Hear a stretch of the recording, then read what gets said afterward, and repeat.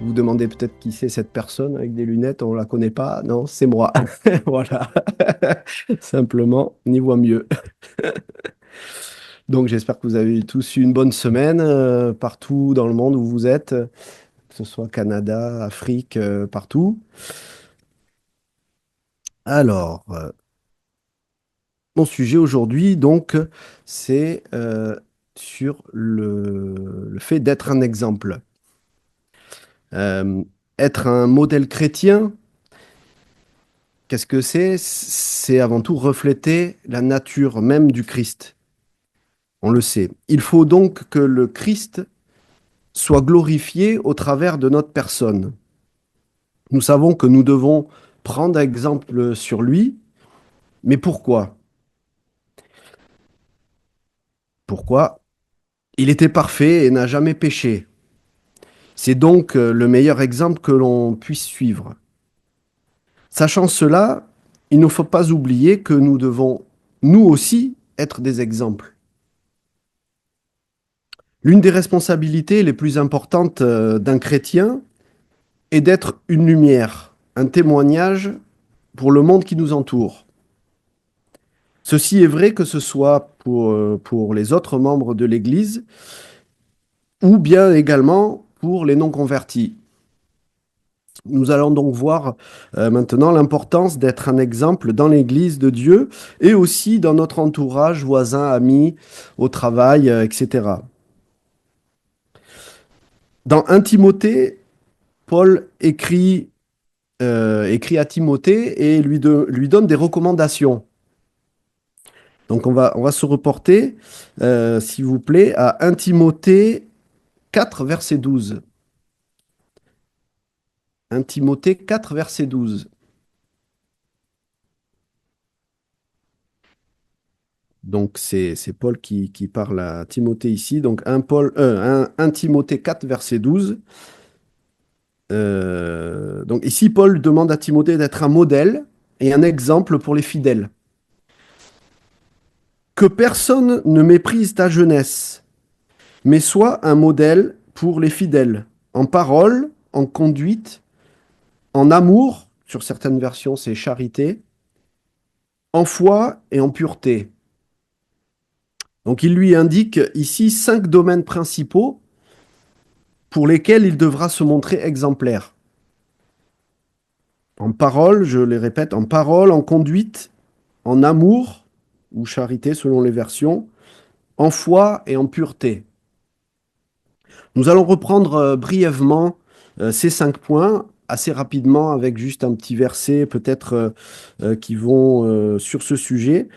On va parler donc de ces 5 points avec un petit passage. Donc le premier point ici que nous avons cité, c'est le fait d'être un modèle en parole. Donc le premier point, être un modèle en parole. Sans s'y reporter, on peut voir un passage dans Colossiens 4, verset 6. Colossiens 4, verset 6. Que votre parole soit toujours accompagnée de grâce, assaisonnée de sel, afin que vous sachiez comment il faut répondre à chacun. Il faut presque savoir cuisiner pour parler ici. Donc que votre parole soit toujours accompagnée de grâce, assaisonnée de sel, afin que vous sachiez comment il faut répondre à chacun. Donc on voit ici l'importance d'être un modèle en parole. Deuxième point, être un modèle en conduite. Il ne s'agit pas de conduite sur la route, et il n'y a pas de permis de conduire pour ça. Donc deuxième point, être un modèle en conduite, on peut voir, donc sans s'y reporter encore, juste à 1 Thessaloniciens 2, verset 10. Donc 1 Thessaloniciens 2, verset 10, donc c'est Paul aussi qui parle ici. Vous êtes témoins, et Dieu l'est aussi, que nous avons eu envers vous qui croyez une conduite sainte, juste et irréprochable. Donc il parle ici d'être un modèle en conduite. Donc le troisième point, être un modèle en amour ou en charité selon les versions. Être un modèle en amour.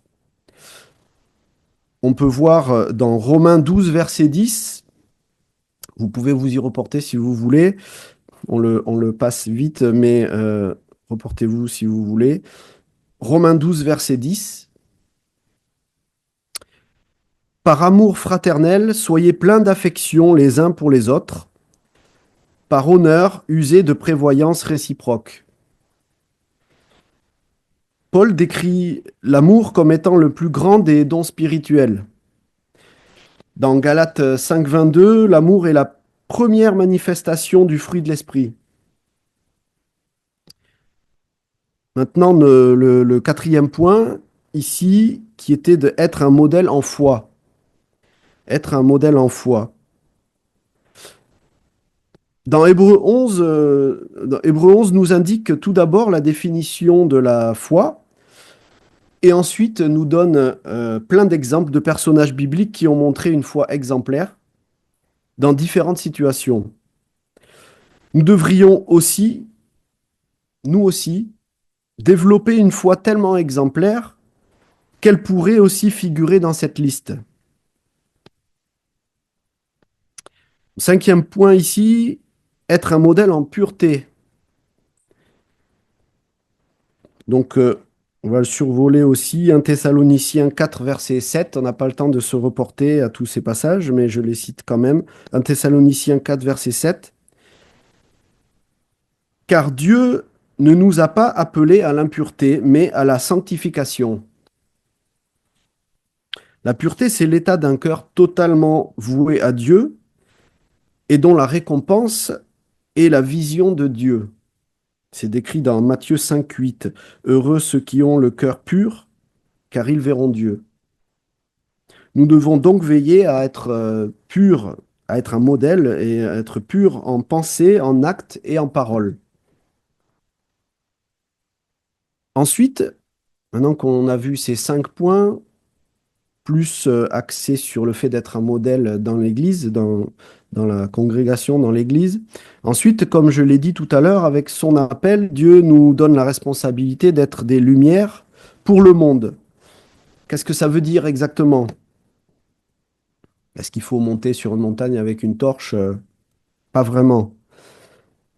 Ça veut dire que nos actions et notre comportement, aidés par le Saint-Esprit, doivent se rapprocher le plus possible de ceux du Christ et ainsi montrer un certain exemple.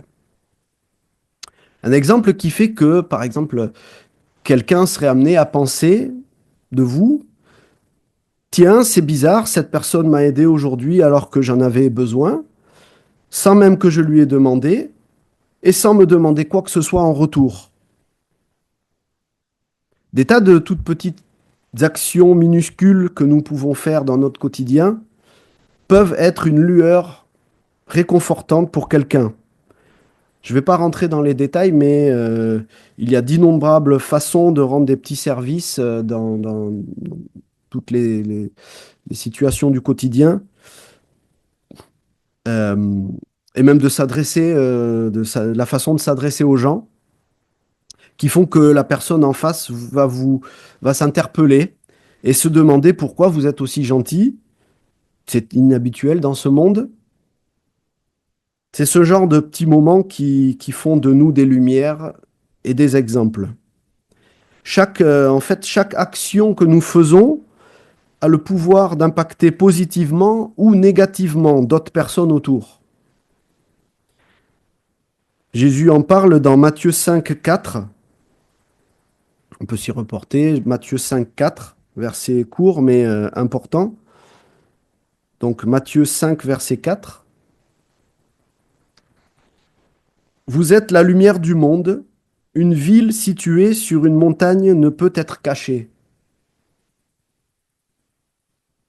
Les personnages, comme j'ai dit tout à l'heure, qui sont cités dans Hébreu 11, ont été de grands exemples de foi et nous aident encore maintenant. Les comportements de Abel, Enoch, Noé, Abraham, Isaac, Jacob, Joseph, Moïse et d'autres encore ont été si exemplaires qu'ils sont décrits ici. Ils ont donc non seulement été exemplaires à leur époque, mais même des centaines d'années après, pour nous maintenant. Il est mentionné dans de nombreux passages dans la Bible l'importance d'être des lumières et des exemples pour les autres, grâce au Saint-Esprit, toujours. Mais pourquoi cela? Pourquoi cette importance? Tout d'abord, pour glorifier Dieu et refléter les qualités de sa voie de vie, mais aussi pour laisser derrière nous un souvenir qui convaincra les gens du monde lorsque Dieu interviendra pour les appeler à sa vérité. L'apôtre Pierre explique ça dans 1 Pierre 2, versets 11 et 12.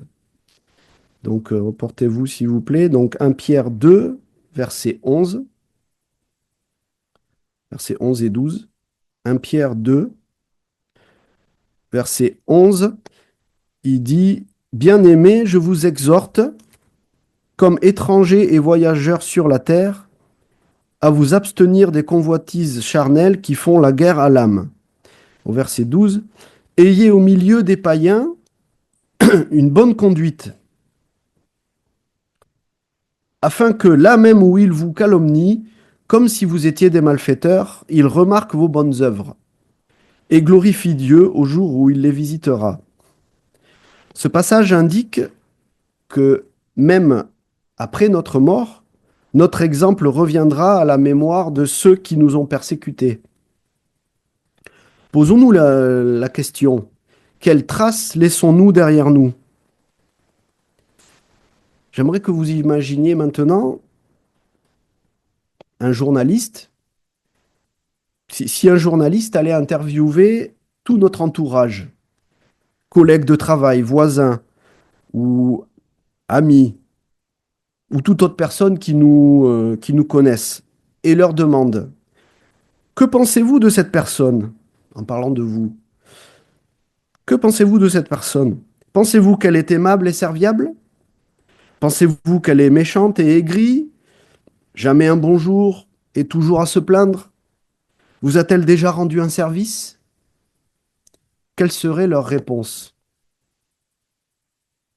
Jour après jour et année après année, nous devons nous bâtir une réputation auprès de tous ceux que nous côtoyons en étant une lumière grâce au Saint-Esprit.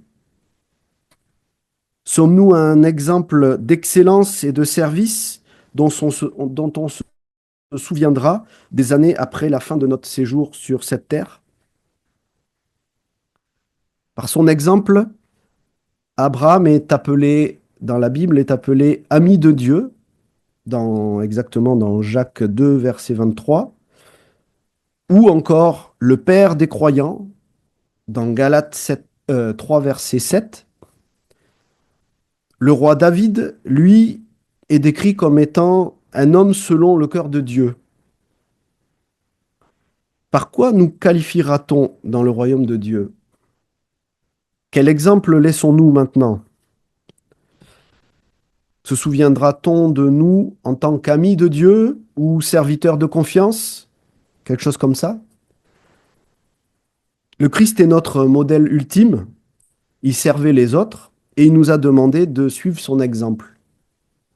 Bien sûr, nous devons donc nous appliquer à le suivre pour nous approcher de plus en plus de la perfection, de sa perfection, mais ne négligeons pas le fait que nous aussi, nous devons être des exemples et des lumières pour notre entourage. Merci, bon sabbat.